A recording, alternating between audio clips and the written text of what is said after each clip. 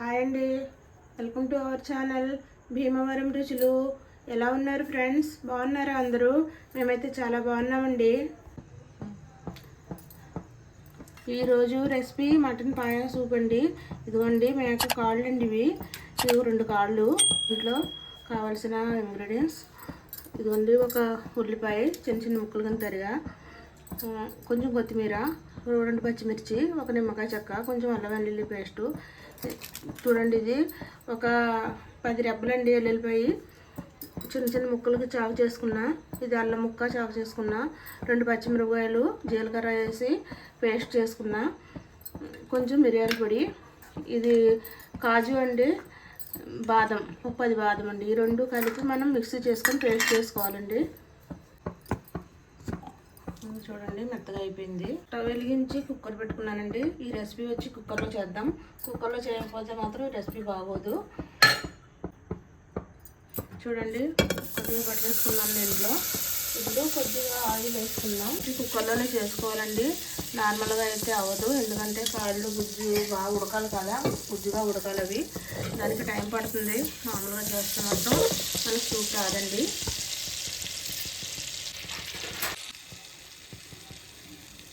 Oil వేడెక్కిందండి. దీంట్లో అల్లం ముక్కలు అండి, చిన్నగా కోసుకున్నవి. ఇవి వెల్లుల్లిపాయ ముక్కలు. ఫ్రై అవ్వాలండి. ఇలా వేసుకుంటున్నాం కాబట్టి ఇలా వేసుకొని ఇవి బాగా కొంచెం పచ్చి వాసన పోయే వరకు ఫ్రై అవ్వాలి. బటర్ వేసుకుంటే మంచి స్మెల్ వస్తుందండి, మంచి టేస్ట్ వస్తుంది. తినడానికి చాలా జ్యూసీగా ఉంటుందండి. జీడిపోయినాయండి. దీంట్లో పచ్చిమిర్చి వేస్తున్నాను. ఒక 2 పచ్చిమిర్చి అండి, 4 ముక్కలు చేసాను. ఉల్లిపాయలు వేస్తున్నాను. బాగా ఫ్రై చేసుకోవాలండి. ఇది లాగిగా రావాలండి, బ్రౌన్ కలర్ రావాలి. ఉల్లిపాయ పచ్చి వాసన కూడా పోవాలండి. అప్పుడు దాకా ఫ్రై అవుతూనే ఉండాలి. ఫ్రై అయ్యాక చూపిస్తాను. ఇదిగోండి, కొంచెం బ్రౌన్ కలర్ వచ్చినాయి కదా. ఇప్పుడు అల్లం వెల్లుల్లి పేస్ట్ కొద్దిగా వేస్తున్నాను, ఎక్కువ కాదండి, కొద్దిగా వేస్తున్నాను. మొత్తం ఫ్రై అయ్యాక కొంచెం కొత్తిమీర వేసుకోవాలి.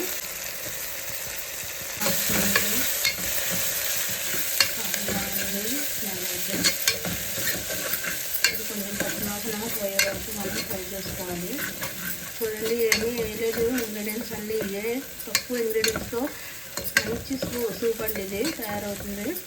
ఇలా చేసుకొని ఒకసారి ట్రై చేసి నాకు కామెంట్ చేయండి. ఇలా ఫ్రై అయింది కదా. ఇప్పుడు ఈ కాళ్ళు వేసేసుకుంటున్నానండి.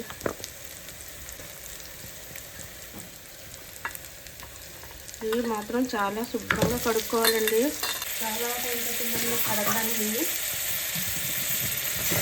ఈ మసాలాలు ఇది ఒక 5 నిమిషాలు బాగా ఫ్రై అవ్వాలి. ఈ మసాలా దీనికి పట్టేలాగా కొద్దిగా వేస్తున్నాను. ఇవ్వండి, చికెన్ పేస్ట్ వేస్తున్నాను. ఇది కారం అయితే వేయండి.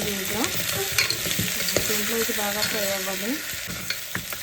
ఈ సూప్ తాగితేనండి కాళ్ళు నొప్పులు ఉన్న వాళ్ళకి, మోకాళ్ళు గుజ్జు తగ్గిన వాళ్ళకి, వీళ్ళందరికీ చాలా బాగా పనిచేస్తుందండి సూపు. ప్రతి ఒక్కళ్ళు ఎవరికైనా కాళ్ళు చేతులు తాగుతున్నా కూడా ఈ వారానికి ఒకసారి ఈ సూప్ తాగితే కొంచెం తినిపిస్తుంది. ఇదిగోండి, పచ్చిమిర్చి, కొంచెం జీలకర్ర అది కూడా వేస్తాను. ఇప్పుడు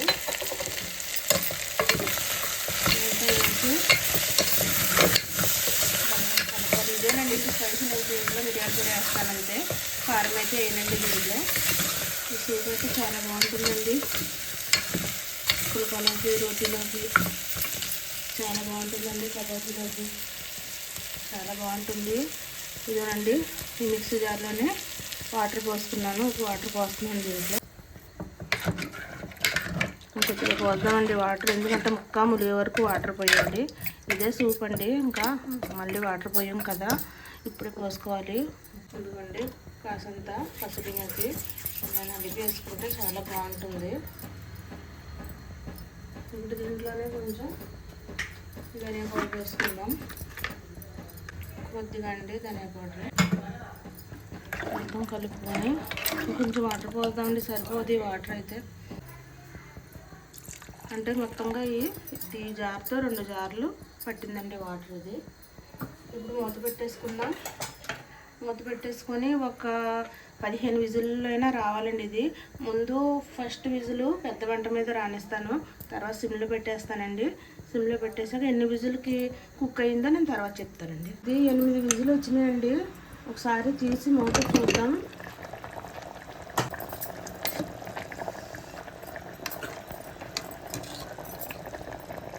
చూడండి, బాగా మెత్తగా ఉడికిపోయింది ముక్క అయితే. ఒక విజిల్ ఫుల్ ఫ్లేమ్ మీద కనవా 7 విజిల్లు సిమ్లో పెట్టి రానిచ్చానండి. దీనికైతే అరగంట పట్టింది. ఇప్పుడు దీంట్లో మిరియాల పౌడర్, కాజు బాదం తీసిన పేస్ట్ అండి దీంట్లో వేసేస్తున్నాను. ఇది కాజు బాదం పేస్ట్ కూడా వేసేసాను. దీనికి బదులు కార్న్ఫ్లోర్ అయినా వేసుకోవచ్చు, కానీ ఇది వేసుకుంటే మంచి టేస్టీగా ఉంటుంది కాబట్టి బాదం పేస్ట్ వేసానండి నేను. ఉప్పు చూసుకుందాం. పడుతుంది నిమిషాలు ఉడకనిద్దాం. ఇలాగా అంతే కదా. బాదం పేస్ట్ వేసాం. 10 నిమిషాలు ఇలా ఉడికాక రెడీ అయిపోతుంది సూప్. దీంట్లో మళ్ళీ కొంచెం కొత్తిమీర వేస్తున్నాను. చాలా బాగుంటుందండి సూప్ ఇది. ఇదిగోండి నిమ్మకాయ చెక్క దీంట్లో రసం తీసి వేసుకుంటున్నాను. ఇంకా గరం మసాలా అది ఇంకేమేనండి దీంట్లో. ఇలాగే బాగుంటుంది. ఒకసారి కలుపుదాం. ఇది రోటీలోకి, బటర్ నాన్లోకి, పరోటాలోకి, చపాతీలోకి చాలా బాగుంటుందండి ఇది. ఉప్పు సరిపోయిందండి ఇది. ఇంకా ఇది అయిపోయింది. టేస్ట్ అయితే సూపర్గా ఉంది. ఇంకా స్టవ్ ఆఫ్ చేసుకుందాం. సర్వే బౌల్లోకి తీసి చూపిస్తాను అండి. ఇది పరోటా మీకు చూపించలేకపోయాను, చేశానండి పరోటా ఇంట్లో. ఈ పరోటాతో తింటే చాలా బాగుంటుందండి. పుల్కాతో కూడా తినొచ్చు, చాలా బాగుంటుంది. ముందు కూడా చెప్పాను నేను. చూడండి, చాలా జ్యూసీగా బాగా వచ్చిందండి మటన్ పాయా సూప్ ఇది. ఇదిగోండి, ముక్క అయితే మెత్తగా అయిపోయింది. దానికి చూపించలేకపోతున్నాను మీకు. బాగా మెత్తగా అయిపోయిందండి ముక్క. 8 విజిల్లు వచ్చినాయండి. బాగా ఉడికింది. సూప్ చాలా బాగా వచ్చిందండి. మీరు కూడా ఒకసారి ట్రై చేయండి. మీకు వీడియో నచ్చితే కనుక లైక్ చేయండి, షేర్ చేయండి, సబ్స్క్రైబ్ చేయండి. పక్కన బెల్ ఐకాన్ క్లిక్ చేయండి. నేను చేసే ప్రతి రెసిపీ మీ వరకు వస్తుంది. మరిన్ని మంచి రెసిపీలతోనండి మళ్ళీ కలుద్దామండి.